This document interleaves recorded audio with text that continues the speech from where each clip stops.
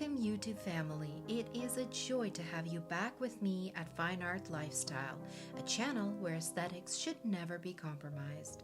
Today you're joining me in my living room, the hotspot for all of our celebrations and party hosting. February is the month of romance. Come along as I decorate my space into a moody, Baroque-inspired Valentine's Day retreat. Have you ever considered what elements create an enchanting quality? For me, it must be the sparkling of crystals. First project I want to share with you is how to create an extension to your light fixture. Source some crystals and beads in your choice of color. Using a clear fishing line, secure the largest crystal with a double knot. For all subsequent rows, space out about 1 to 1.5 inches and make a knot to create a stopper for the next layer of beads. How you want to couple them in terms of size, color, and pattern is of course up to your imagination. Here I'm sandwiching a flat medium bead in between two smaller round beads and alternating the colors between clear and pink.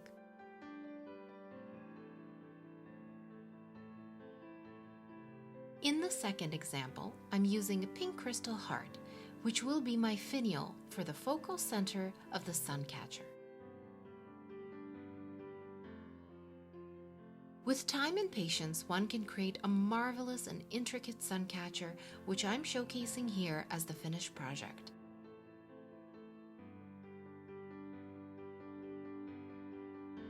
I was able to attach the sun catcher to my chandelier, but you can simply tie individual strands that you've created to the arms of your chandelier or light fixture, similar to what I'm doing here with the crystal heart.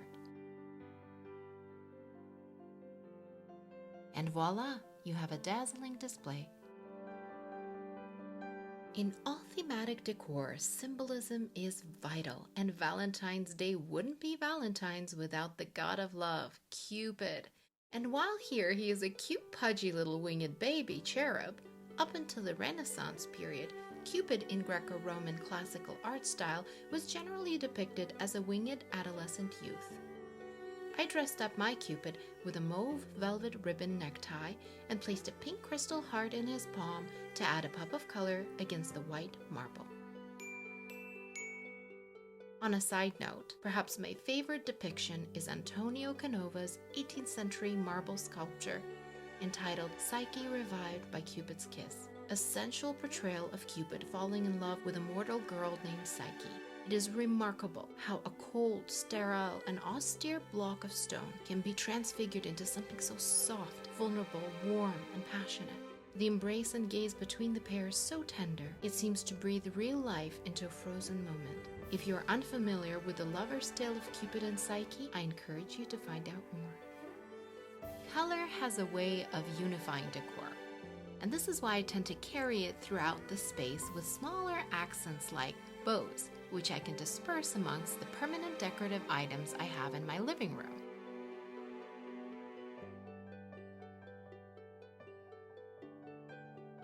Like the crystal lamps, which many of you have seemed to really like in the comments. As well as my ceramic chinoiserie vases.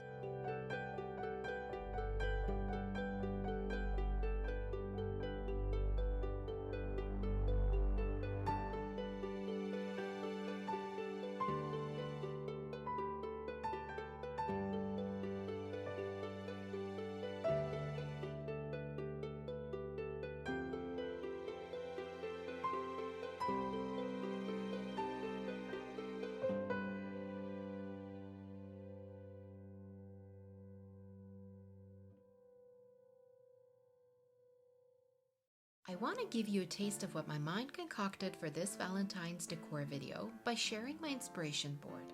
Once all the elements are gathered together, the inspiration board manifests into reality. The tablescape is my art language, and the table is my canvas. To begin, I ground the table with a mauve velvet table runner, which serves as a dramatic background for the decorative items that will be placed around it. I specifically chose an extra wide and long runner. The width allows for voluminous folds, while the length lets the sides cascade down and pull to the floor, a nod to classical grandeur of Baroque draping. Matching mauve velvet napkins will symmetrically balance the tablescape by cascading over the other edge of the table, partially revealed and partially tucked under the charger plates.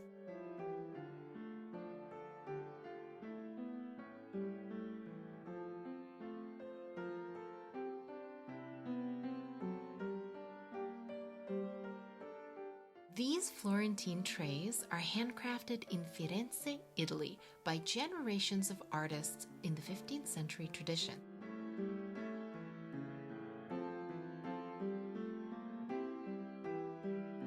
The richness of the gold leaf against the bold black create for a stunning charger plate. Talk about jewelry for the table.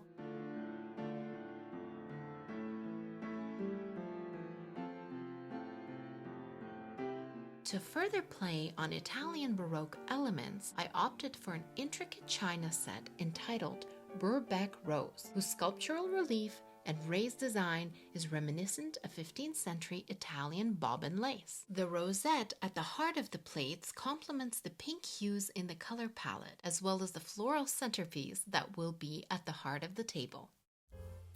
I absolutely adore my vintage Noritake ebony wine goblets for their versatility and elegant beauty. They pair with ornate and sleek tableware, making them my go-to stemware. Just look at how the black and gold glassware play off the charger plates. To soften the heaviness of the opaque black goblets, I brought in a unique set of translucent mauve-colored coupe and lowball glasses. These were a very special find from Anthropology Home. They are decorated with a delicately etched paisley motif featuring dainty florals and foliage, as well as accents of gold diamonds and a thin gold band around the rim. The tension created by these masculine and feminine juxtapositions create drama and interest. So appropriate when speaking of romance and desire. Wink, wink. I promise you, I will update my gold flatware as soon as my finances permit. In my ideal vision for this tablescape, the flatware would have had black handles.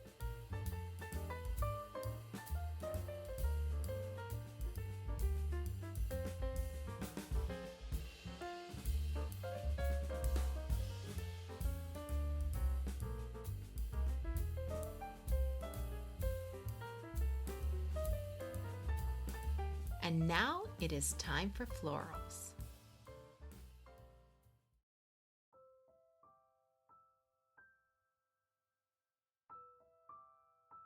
Ah, flowers. Flowers are evanescent. Their fleeting nature teaches us the greatest lesson in life, that life is a creative force with a finite existence. Like flowers, we have a cycle of birth, life, and death, but it is in those most precious hours, days, and years of our lives that we are most fruitful and spirited. Those become our most cherished memories of our life cycle. And I suppose that the language of flowers is to capture the sweetest moments like a time capsule, and let us behold it for a short instance in time before it slips away. I can't decide what I love more, crafting with flowers or with tableware. But perhaps they cannot be separated from one another. Perhaps they are married and work in unison. When the flowers come together with a beautiful table setting, topped off with a delicious gourmet meal, it is something ethereal. This truly speaks to all of our pleasure senses, filling our visual faculties with delightful beauty, our olfactory receptors with sweet floral aromas, and our taste buds with multidimensional flavors. It is when we can honestly appreciate the pleasurable gifts of life.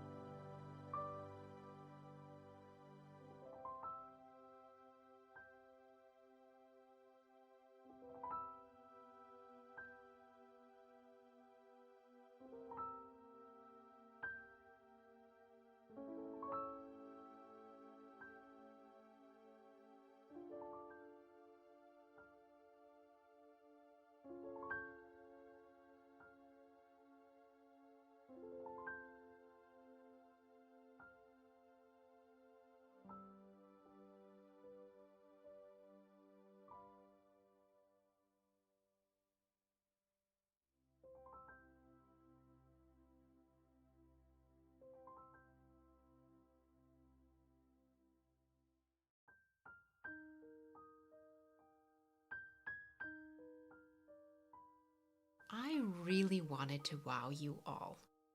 And perhaps surprise and challenge myself to do something new, something I've always wanted to do, but was insecure to venture into experimentation until now. I've wanted to create a statement piece floral arrangement on the mantle to bring this gorgeous piece of decorative architecture to the forefront of everyone's attention when they enter the living room. I began to green out the floral foam with cascading greenery called smilax.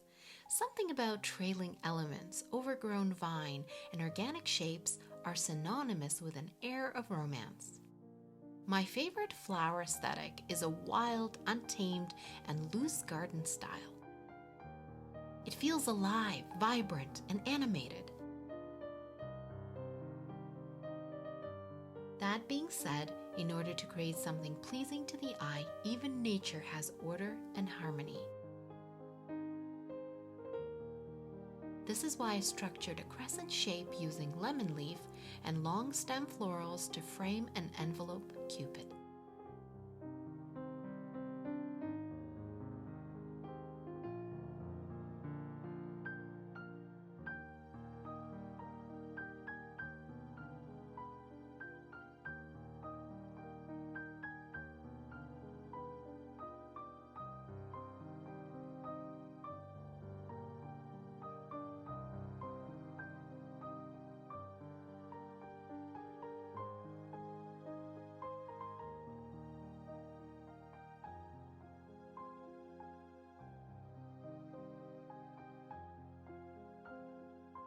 Just below the cascade of crystal, upon my coffee table, I placed a scented candle infused with the redolent smell of a rose garden. Pink glass and a resting Cupid for a lid is Valentine's decor perfection. Do you remember this birdcage from Christmas? It is such a versatile foundation for seasonal decorating. Following the same principle as the mantle, I used greenery to create a wild and overgrown centerpiece by ensuring that my leaves and floral stems are projecting outside of the metal bars on the cage. I tend to group my flowers in clusters by type and color, but generally I just follow my intuition about what feels and looks pleasant to my eye. I do still have a little rule though. I do love symmetry, scale, and harmony, as I think this makes for an enticing composition. As you can see, the majority of my flower selections have been a variety of garden roses. I specifically love David Austin garden roses and even grow them in my own garden during the spring and summer months because of their exceptional beauty and rarity. They are very round and dense with copious quantities of petals that resemble a cabbage, and this is why they are often also called cabbage roses. Roses are, of course, befitting for Valentine's decor, as they are a symbol of Venus Aphrodite, the personification of love, beauty, and sensuality. I can't help but smile at them when I'm arranging them. It is such a joy to work with flowers. And now, for the final touch, I'm creating a floral crown for Madame du Barry, the female bust in my living room, which I incorrectly referred to in my last video as Marie Antoinette. Luckily, my attentive and knowledgeable viewer politely corrected me. Thank you, Lily. I'm certain that the French queen would be highly offended at my ignorance, given she was not fond of Madame du Barry, at least in part because she was envious of her beauty and because she was the king's favorite mistress. How scandalous. Crowned in flowers, Madame reminds me of Persephone. Spring is beckoning. On the right side of the mantle, I placed 6 brass candle holders in varying heights to create a more playful and dynamic installation. I found exquisite, deep berry toned, swirled taper candles that match the color of the velvet ribbon, and they look so rich against the aged gold of the brass. This setup will balance the floral installation on the left side. I was really drawn to a dramatic Baroque color palette and style, inspired by my black and gold Florentine wood trays. To juxtapose the black, I selected a rich mauve and pink palette that pays homage to the classical red Valentine's color, but in a more sophisticated and fresh way. Sumptuous velvet fabrics, intricate tableware, ornate sculptural elements, and breathtaking live florals should relay a painterly Dutch still life kind of quality to the overall look that I intended to achieve.